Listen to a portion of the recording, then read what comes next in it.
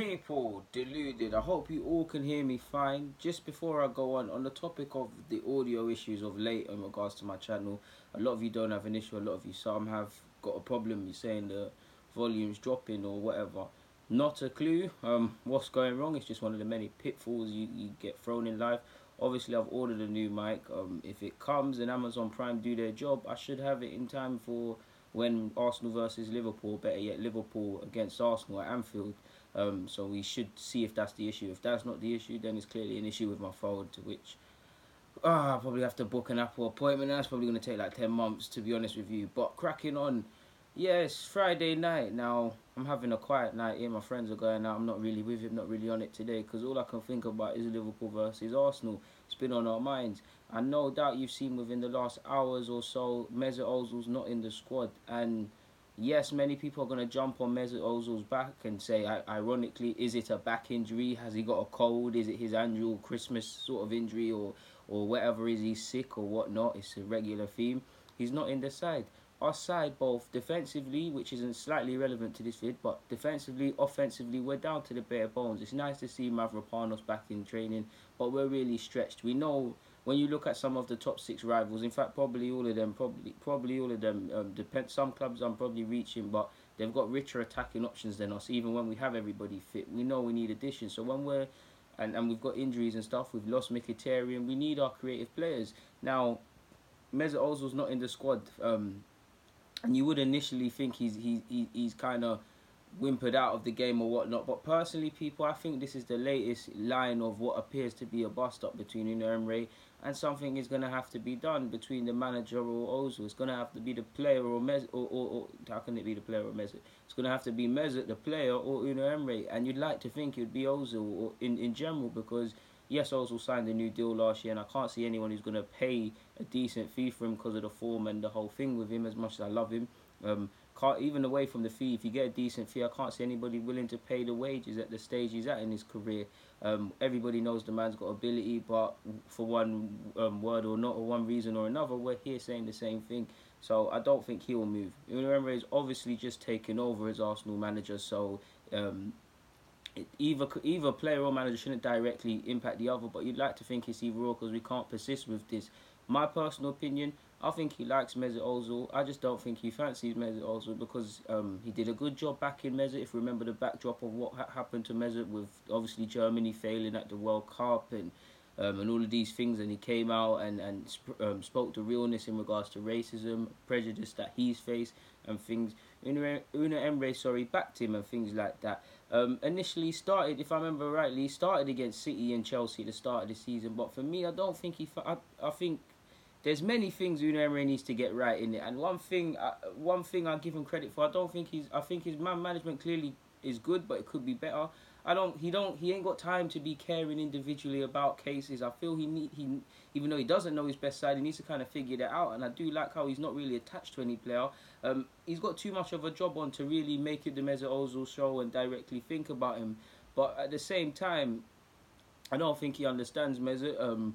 I don't think he fancies Mesut, just because you look at the way he sets up. Now, I'm not a Unai Emery expert, but he's managed my club now for 20 plus games.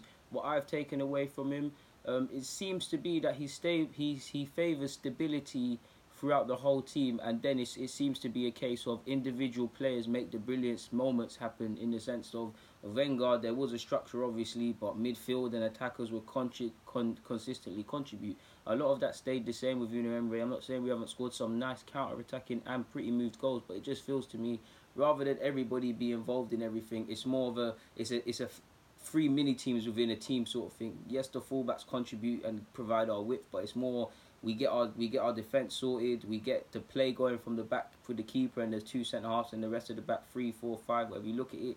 The midfielders have to be positionally in play, and then we look to thrive from a possession or technical level, which Ozil will not be able to thrive in a sense, because I think Ozil tactically can fit into a lot of teams. I just feel you can't rely on Mesut in a sense that he's not going to be the guy. And you look at Silva and things like that and think maybe he should, but Mesut is never going to be the guy. We're losing 2-1 down and he gets the ball from the halfway line and starts a lovely counter. He's done it in patches. He might be the person that assists it, but he's not that. He's never been that. the big problem with him coming to Arsenal, in my opinion, has also been, and I'm not saying he hasn't been right or wrong. We are not where we need to be as a club. If we were in a better position financially, or Wenger did certain things or didn't mess around, like when Giroud didn't want to score for a good couple of weeks, when Ozil was stuck on assists, and I remember the Southampton versus Arsenal 0-0 draw in that. So it's been a regular theme with Mesut Ozil. He started off, I'm going all over the place with this, but Unai Emery started off Ozil, what? At the start of the season, we'd seen him on right wing, forgive me if I'm wrong, and it was left wing, but you're seeing him on the flanks. You've obviously seen him be used in his favoured role, but more often than not, he's being put on the flanks, him and Mkhitaryan. Mkhitaryan is slightly better from wide positions, or fancies it a bit more clearly than Ozil, even though he gets stuck inside, clearly as to why he started. So with that being said, he sees a player that's good, that can create stuff, but does he really trust him? I don't think so. I personally feel his creativity, he wants more of an industry type. I don't think Kevin De Bruyne is an industry type, but you see Kevin can actually play as a 10 early on in his career. He can play as a deeper central midfielder. And although he's a central sort of midfielder and a bit of an all-rounder, clearly Kevin De Bruyne is one of the players within the City team, if not all of them, but one of the creative hubs that's expected to create goals or get moves together or dictate the tempo and things like that. They're the sort of ones I think he fancies. I think he fancies, I don't have an example, but more the Aaron Ramsey sorts, in the sense that when Ramsey's on his day and he's flying forward in the 10, he's a good goal scorer in number 10. I think he wants more industry. He doesn't industrial sort of midfielders, more industry midfielders in a sense, or better yet, as opposed to more Mesut Ozil poetry, emotion sort of thing. I do think Mesut definitely tracks back way more than people give him credit for. Definitely is tactically more flexible than people give him credit for, and he's definitely a better player than people have spoken on. But he does need to bend tactically to it. If whatever Unai Emery is demanding more, if you're not doing it, you're not doing it as a manager, innit? So as a player, so the manager's within his rights. Something needs to be done. I mean, Mesut Ozil is 30. It took a while for him to decide to sign his new deal. Whether we need the man to leave or stay, decisions have to be made. And to see him not in the side at all in regards to Arsenal versus Liverpool, it fills me with a bit of bookiness, because Liverpool, I hope Mustafi and we've got a decent back four, even though our fittest back four always get annihilated. But it's just, you need your full strength sort of players, to be fair with you. Like even the news that the way Arsenal broke it makes me feel something's not going right at the club, in the sense that, courtesy of what's the account, Mr. Arsenic TM, I believe you guys know him, that Twitter account, and well, he was tracking Torreira's plane when the man signed for the club, so give him a follow and them things. But the key bit that I took from what he tweeted something here, and it made me think. Now this leads me, we already know clearly there's a bust up with Unai Emery and Ozil, and it leads me to also believe, how long has it been going on before it's become public knowledge? But if you look, he summarised it with timestamps. At 8 p.m. This Friday, obviously the news of Mesut Ozil not being in the side broke. Before that, you actually saw the provisional squad announced as well. This isn't on it, but you saw the provisional squad announced, and you saw Mesut Ozil's name. But back to this, 8 p.m. it became official that Mesut Ozil wasn't in the squad. At 8:34, Arsenal tweeted we tweeted our latest team news with no mention of Ozil. Then a certain mouthpiece of Arsenal, BBC's David Ornstein, come on, you guys know he's a mouthpiece of Arsenal, and they give him information as and when they want it filtered out. That's just my opinion, some others, I don't know that to be a fact. But at 9 p.m, he says Ozil's come out with, he's got a knee injury. It's a bit like Alexis Sanchez, ironically, at Liverpool, what was it, last season, when we clearly knew there was a bust-up in training. Slightly different, but we knew there was a bust-up in training with Arsene Wenger, and then Wenger gave the nonsense tactical reasons for him being dropped in that game, or if it was the last year, the year before.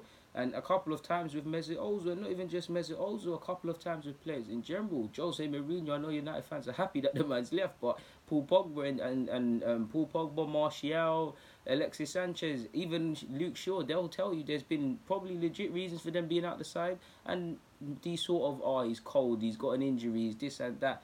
Now, we'll never know the truth, and a lot of people are going to pick sides. A lot of people are going to side with Ozil. You know, some Ozil fans are mad. I love Mesut Ozil. I'm one of his biggest fans, but some fans are mad and cannot admit that the man hasn't turned up. They'll find heat maps and things like that. Some people will just see this and see it as the latest in line of someone who seems to have, since he's joined the club, has been given, I wouldn't say an easy ride, but an easy ride in the sense that some, although I don't agree with it, but some might say he doesn't turn up in big games. He gets to play whenever he wants. He gets to run around whenever he fancies it. He doesn't work hard enough.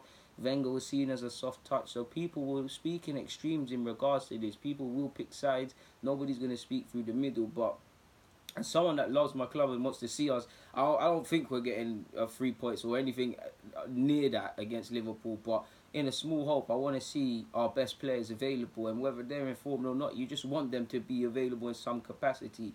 And we're already not with in regards. We had a good start to the season, but we've had a bit of a wobble. But generally, we're not as a club as healthy as Arsenal can be. We've got several injuries about the squad. We've dropped points. There's several things to worry about. Much less Mesut Ozil stuff. And then you got Aaron Ramsey's contract stuff, Willy Woney joining Juventus, joining PSG, and all of these mad clubs. A manager's got to focus bare things in it. So if I was Unai Emery, I can't lie, I would want to address this Ozil thing and knock it on the head. But at the same time, you kind of don't really care about it. But for me, people, just on the topic of it, and I can't bother to grab no tactics boards out, but I'm starting to feel, if this is the case, it will probably be a Iwobi that starts. But I would actually go with Aaron Ramsey. I've said in my preview, you've got to be brave against Liverpool. You've got to fancy it. Obviously, you have to be tactically sound or try to be. But I think you've got to be brave. And admittedly, it's a big risk with Aaron Ramsey, because at times it's a bit like Theo Walcott in the sense that the way they play at times, it's like they're not in the game. And when they play poor, they're very poor.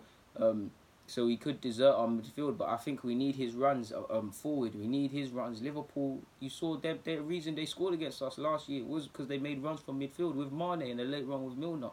Ramsey provides that. Ramsey's done it time and time again in big games. More to the point as well, Liverpool play great football out the back. At least Ramsey, and if Ramsey plays and hopefully Lacazette plays, we can press as a free essentially. As the two strikers, Aubameyang and Lacazette split, Ramsey got the keys to the middle essentially, sort of thing.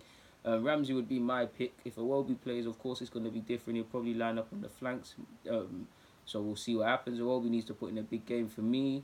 But yeah, people, man, I ain't got nothing more to say. I shouldn't even be making this video rubbing myself out. I should just be cooling off with a little bit of Ray and Neff and watching a movie on a quiet Friday night in. But I'm going to go do that now, people. On that note, though, yeah, man, I thought I would just address this. Sorry for any audio issues. Like I said, I'm trying to rectify the thing. But I love you guys for persevering through the madness, innit?